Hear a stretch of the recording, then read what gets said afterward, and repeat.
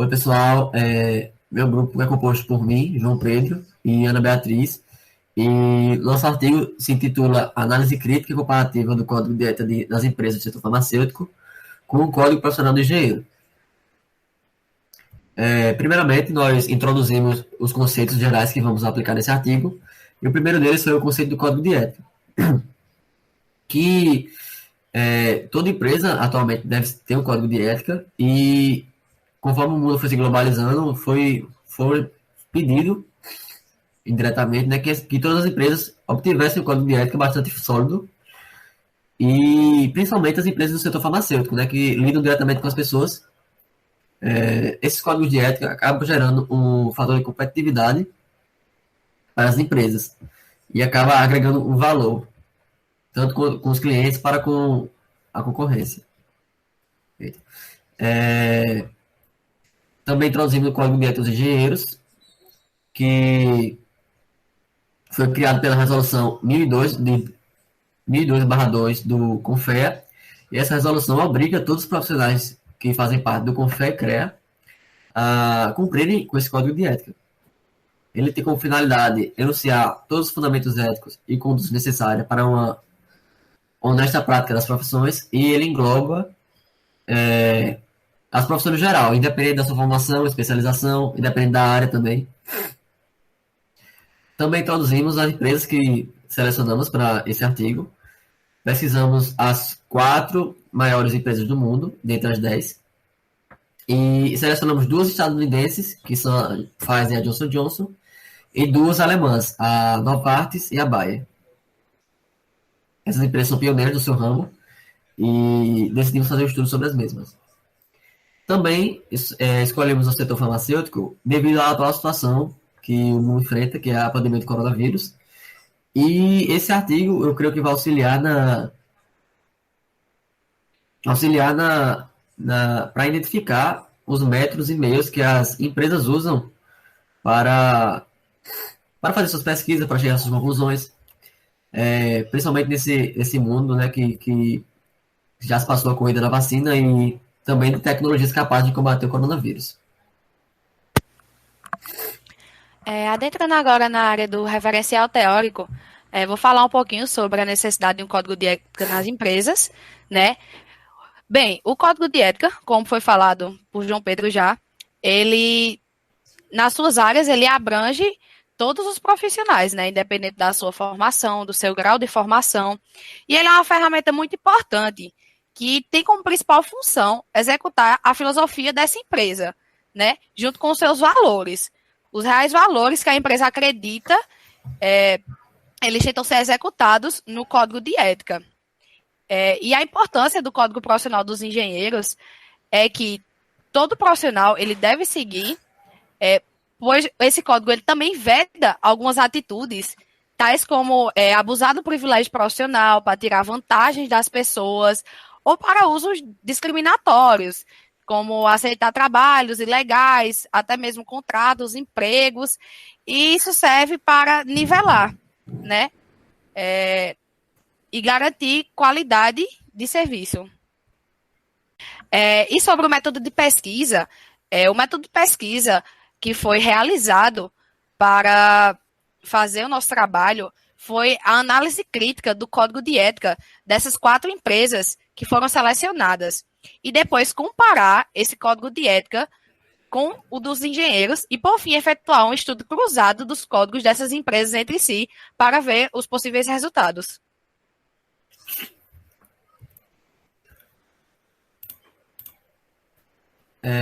Como resultados, né, tivemos uma análise crítica das 4 empresas e comparamos as mesmas com o código de ética dos engenheiros. Primeiramente, fizemos da Pfizer, que o seu código de ética é denominado Blue Book, está encontrado no seu site. E um dos principais pontos que o código de ética da Pfizer abrange é sobre integridade.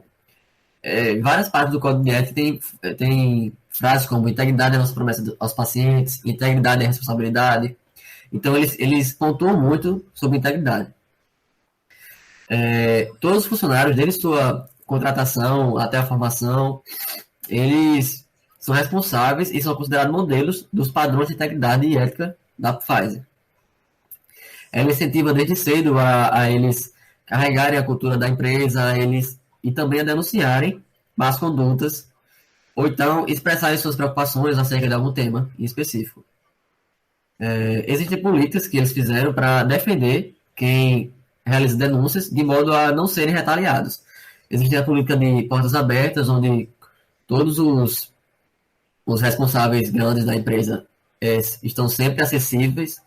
Existe também a política de confidencialidade, onde sempre que possível vai haver confidencialidade nos processos de denúncia.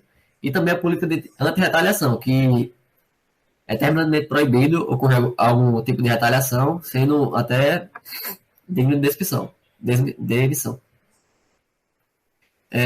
Ao avaliar o código da empresa Pfizer, foi notado uma filosofia moral deontológica, onde eles prezam muito pelo direito das pessoas, pela integridade, onde o resultado não é o principal foco, e sim a preservação. Eles criaram um programa Compliance que serve para acompanhar todas essas políticas que são criadas nesse código de ética, e ele tem a função de garantir que elas sejam executadas, que as atividades sejam executadas, os treinamentos, e todos esses esforços que ela fazem, que essa empresa faz, é para aumentar a sua credibilidade e confiança. Também foram criados canais para... Eles não simplesmente querem que os funcionários reportem problemas, mas também criaram canais em que clientes ou fornecedores possam denunciar ações ou expressar preocupações ou até mesmo apresentar alguma ideia. E existem diversas maneiras de você fazer esse contato. Eles fizeram por várias plataformas. Perdão. E em comparação com o Código de Ética dos Engenheiros, foram encontrados vários pontos em comum, onde entre os princípios éticos, os deveres e as condutas que são vedadas. Eles possuem, ambos os códigos de ética possuem uma ideia de ter um relacionamento honesto e justo, e possuem um tratamento igualitário, independente da sua área, formação ou especialização. Eles também repudiam o descumprimento dos deveres ou então alguma prática ilegal, repudiam terminantemente. E assim que terminamos da Pfizer, passamos para a Bayer. A Bayer é bastante semelhante à Pfizer, sendo que ela possui uma política antitrust bastante forte. Eles são muito éticos em relação à livre concorrência e não são contra acordos com concorrentes para a formação de cartéis ou para prejudicar menores empresas. Eles prezam pela concorrência leal. E eles também têm uma política de contato aberto com seus funcionários, onde eles pedem para que eles relatem qualquer problema. E eles também prezam bastante pelo sigilo, tanto na confidencialidade dos funcionários, quanto para suas próprias tecnologias, seus dados. Eles proíbem terminantemente que sejam vazados para fora da empresa. Eles também possuem um posicionamento muito forte contra suborno ou qualquer tipo de corrupção. E uma das coisas da Bayer é que eles avaliam toda a cadeia produtiva da sua empresa, desde da matéria-prima até o produto final. Isso e tudo com o objetivo de evitar danos ao meio e aos seres vivos. Eles também possuem uma filosofia forte em relação à sua propriedade moral. Como eu falei do sigilo, eles também proíbem que qualquer coisa, qualquer ideia da Bayer de ser repassada para outra empresa, para a concorrência. E toda vez que eles vão usar tecnologias de concorrentes, eles pedem a devida permissão. E quando comparamos com o Código de Ética dos Engenheiros, também ocorre uma semelhança, igual a Pfizer. E a diferença maior encontrada foi que as empresas que estudamos nesse artigo, elas são relacionadas com medicamentos e marketing, com a parte mais da saúde. Enquanto o Código de Ética dos Engenheiros, eles possuem outras finalidades, outras áreas. E essa é a grande diferença quando você compara um Código de Ética com o outro. Partindo para Novartis, né, Beatriz? Então, a Novartis, ela tem uma política muito voltada aos seus 5 princípios fundamentais. São os seus 5 princípios que fazem parte do seu código de ética e que estes são pacientes, associados, acionistas, parceiros de cuidados, saúde e sociedade. Todo o seu código de ética é voltado para esses 5 princípios e tem como as 2 principais características o compromisso e o respeito para todas essas pessoas que são envolvidas. A Novartis também deixa muito claro, em vários momentos do seu código de ética, que não tolera nenhum tipo de má conduta, né, para a empresa, pois ela busca sempre garantir os melhores resultados. A Novartis também tem uma característica muito forte de lealdade com o mercado de trabalho e com seus clientes, obviamente. Então, em seu código de ética, é exaltado várias vezes que a Novartis faz tudo possível para garantir a excelência ao seu cliente. Em comparação agora com o código de ética dos engenheiros, uma característica muito forte entre os dois foram os salários justos, tanto entre a Novartis quanto entre o código. Agora falando sobre a Johnson Johnson, a característica que foi muito marcante na Johnson Johnson é que eles não toleram má conduta de nenhuma maneira. E no seu código de ética, há vários programas de incentivo à denúncia dessas más posturas que vão contra ao código de ética. Né? Eles têm um procedimento que é chamado de procedimento de encaminhamento, onde eles têm vários canais com vários tipos de orientações disponíveis, né, para caso o empregado ele se depare com uma postura dessa de má conduta, que possa prejudicar tanto a empresa quanto seus clientes, os associados, e eles dão total suporte a esse empregado que queira denunciar, né, garantindo sempre a segurança dele. E o código de ética da Johnson, ele se divide em 4 partes, e os seus lemas, que são como conduzimos o nosso negócio, tratamento justo dos empregados, integridade financeira e proteção dos nossos ativos e conflitos de interesses. Né? A Johnson Johnson tem como principal foco esses fatores e todo o seu código de ética é voltado nisso. Né? Eles também batem muito na tecla de serem muito justos com seus empregados, que todos os empregados tenham total direitos garantidos, e essa questão também do salário justo.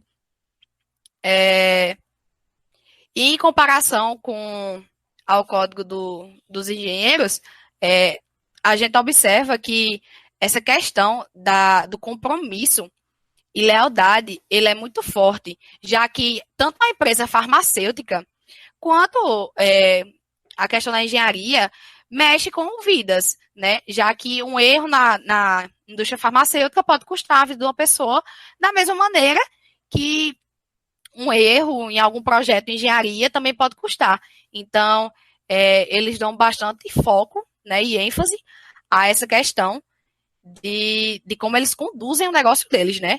Para que seja uma coisa realmente honesta e que siga todos os padrões do código de ética. Na análise cruzada, fizemos uma análise geral, cruzada de todas as empresas. E essa análise foi para notar a singularidade existente de cada uma delas. E como foi notado, cada empresa possui um ponto forte específico. Seja a má conduta da Johnson Johnson, seja a parte da integridade da Pfizer. Todas elas possuem uma linha de raciocínio.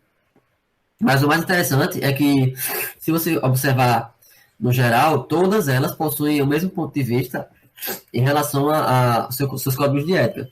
E isso é bastante interessante, principalmente no setor farmacêutico, onde eles lidam com vidas, como disse a Ana Beatriz. Isso também pode ser um ponto que possa gerar lucro e posteriormente levar ao topo, né? Porque, como foi relatado anteriormente, essas são as 4 maiores empresas do mundo. Estão entre as 10 maiores empresas do mundo, diga-se, aliás.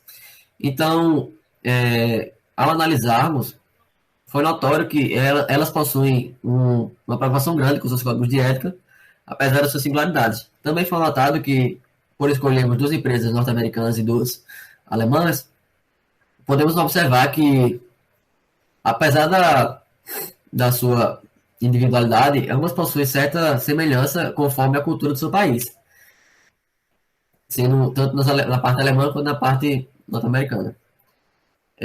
A filosofia geral, moral geral, destacada foi a deontológica. Ambas se preocupam com seus funcionários, com seus clientes e não com os resultados finais.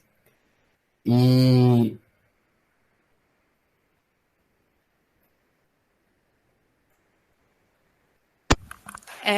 e sobre as discussões, né? A análise dessas quatro empresas, individualmente e como conjunto, ela traz uma ideia de como se baseia o pensamento ético nesse setor, que é o setor farmacêutico. Ocorrendo algumas divergências de uma empresa para outra, como o João Pedro citou. Cada empresa tem seus pontos mais fortes, né, que focam nisso. E essas empresas, elas procuram trabalhar sobre três níveis, né? O econômico, de exigências sociais e andamento dos objetivos gerais da sociedade, todos buscando o melhor para atingir esses três níveis, não é? E, como conclusão, nosso objetivo final foi conseguido. Com êxito, nós conseguimos fazer uma análise cruzada e individual de cada empresa com o Código de Ética dos Engenheiros. E, apesar de termos falta de recursos, e apesar da pandemia também, conseguimos construir um estudo simples, porém bastante proveitoso acerca desse tema e desse setor. Foi bastante vantajoso esse estudo, principalmente pela época que estamos passando, da pandemia, onde o setor farmacêutico eu acho que seja um dos mais importantes atualmente. E vale ressaltar que, como essa pesquisa tem cunho avaliativo, não adentramos muito no assunto. E isso serve para pesquisas futuras, para que possam aprofundar mais sobre o tema ou fazer pesquisas mais variadas acerca do tema disposto. É isto, gostaria de agradecer a todos.